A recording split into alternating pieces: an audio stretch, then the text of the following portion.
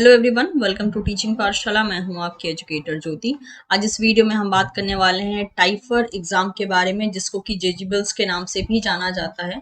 And this is a TIFR exam 2024। Notification काफी दिन पहले ही रिलीज हो चुके हैं, तो इस वीडियो में हम इसके बारे में कंप्लीट डिटेल के बारे में बात करेंगे।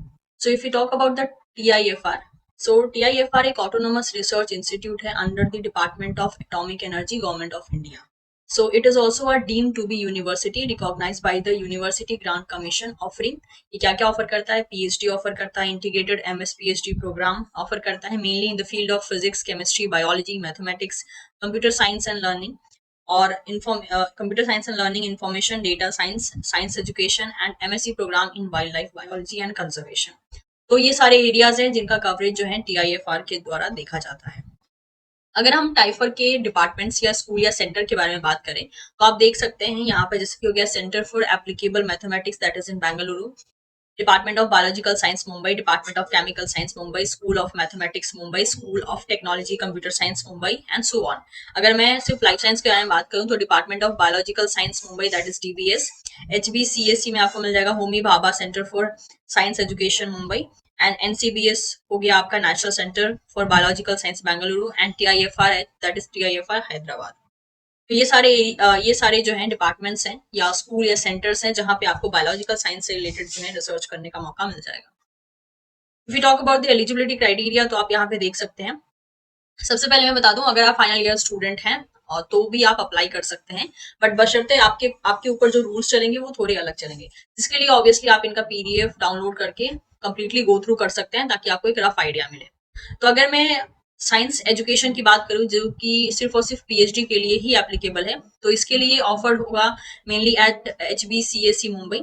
एलिजिबिलिटी अगर हम बात करें एलिजिबिलिटी क्राइटेरिया की, so master degree in any subject with not less than 5 years of study after the standard 12th। तो मास्टर डिग्री चाहिए और लगभग 5 साल तक, मतलब 12th क्लियर करने के बाद भी आपका 5 साल तक स्टडी होना चाहिए।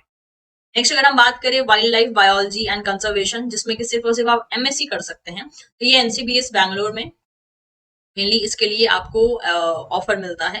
एंड अगर एलिजिबिलिटी क्राइटेरिया की बात करें, so it is an Indian nationals who have bachelor degree in any discipline with a minimum of 50% in the core subject and a strong interest in wildlife research and conservation. Graduate nationals from Center and South and Southern East Asia countries with similar qualification are also eligible to apply.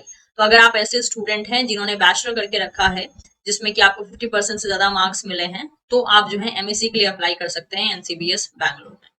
और जो subject आपको मिलेगा that is for applicable, मतलब कि आपको apply करना पड़ेगा, वो होगा wild life biology and conservation. Biology की अगर हम बात करें जिसमें कि PhD और IPhD दोनों ही आपको दिया जा रहा है, इसके लिए टोटल 3 सेंटर लिए गए हैं, that is TIFR Mumbai, DBS, NCBS Bangalore and TIFR Hyderabad.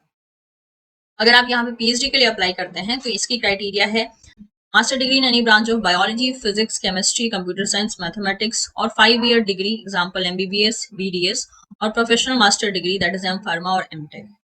जिसके लिए आपको सब्जेक्ट जो आपको अप्लाई करना होगा वो होगा computer science and learning, information and data science. और सब्जेक्ट ए की बात करें तो बायोलॉजी जेजीबल्स होगा। अगर मान लीजिए अगर आप IPhD के लिए अप्लाई करते हैं तो आपकी एलिजिबिलिटी होने वाली है bachelors in any branch of biology, physics, chemistry, computer science और any 4 year degree programme that award bachelors degree including the BTech, BE, BVSC, B Pharma 4 year course।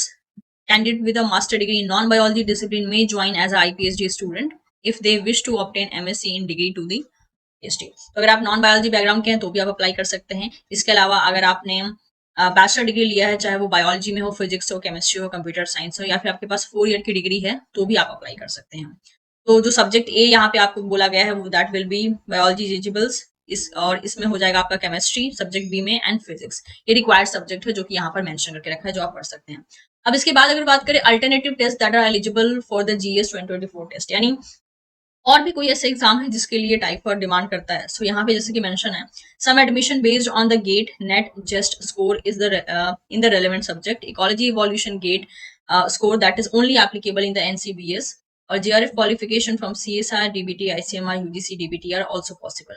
Only candidates in the top 5 percentile are eligible. Example, if a total of 2,000 candidates appear for the exam, the top 100 ranked candidates are eligible. Such candidates may write to.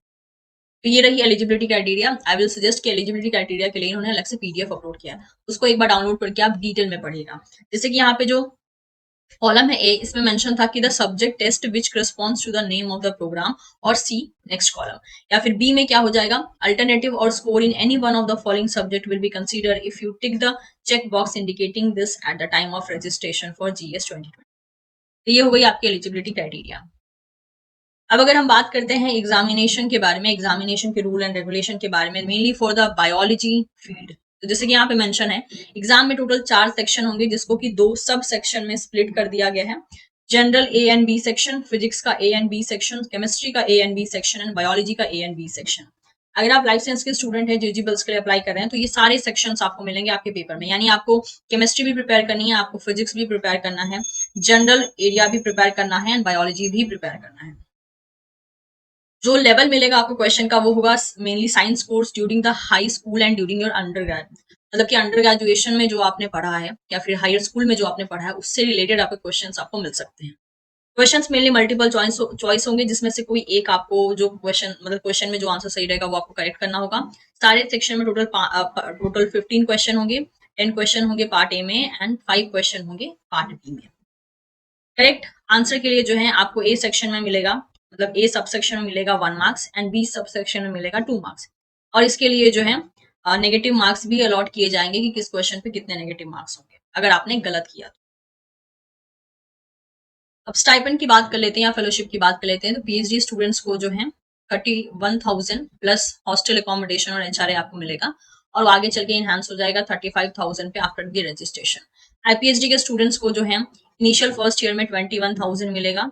At the end of the first year upon satisfactory performance तो fellowship आपकी बढ़ा के 31,000 per month कर दी जाएगी, और further जो है registration अगर हो जाता है पीएचडी के लिए तो 35,000 कर दी जाएगी। बाकी प्रोविजनल एडमिशन के लिए जो है यहाँ पे अलग रूल एंड रेगुलेशन है जो कि आप पढ़ सकते हैं।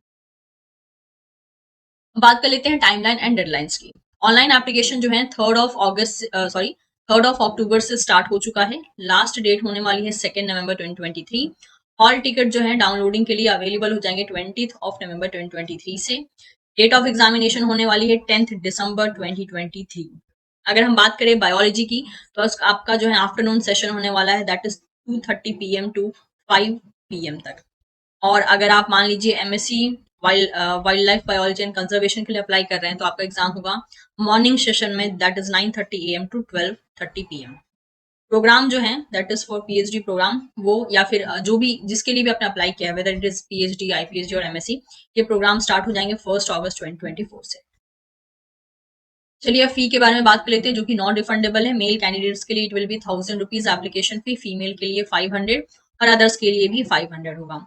एप्लीकेशन फी आपको ऑनलाइन ही पे करना है। The mode will be like internet banking, debit card, credit card, UPI और other mode as available on our payment gateway. ठीक है, इसके अलावा एक और नोट दिया है, please wait 2 working days for the confirmation, do not make a repeat payment. अगर मान लीजिए पेमेंट होल्ड पे रहता है या फिर कुछ भी इस टाइप का नोटिफिकेशन आपको सामने शो होता है जिससे कि आपको डाउट होता है कि आपका पेमेंट हुआ या नहीं, तो बोला जा रहा है कि 2 दिन के लिए वेट कर लीजिए रिपीट पेमेंट करने के पहले। Okay, so with this we are done with the TIFR 2024 highlights. जितने भी इंपॉर्टेंट पॉइंट्स थे वो मैंने इस वीडियो में हाईलाइट किए हैं। फिर भी आई विल रिक्वेस्ट कि आप इनकी वेबसाइट पे जाइए, वहां पे इन्होंने बहुत डिटेल में सब चीजें मेंशन करके रखी हैं। इतने ही नहीं, फ्रीक्वेंटली आस्क्ड क्वेश्चन जो है जो कि स्टूडेंट के द्वारा पूछे गए हैं रिगार्डिंग द एलिजिबिलिटी और सो मेनी थिंग्स, उससे रिलेटेड भी इन्होंने जो है वहाँ पे क्वेश्चन अपलोड किए हैं, तो आपको जो है वहां से जानने में काफी ज्यादा आसानी होगी।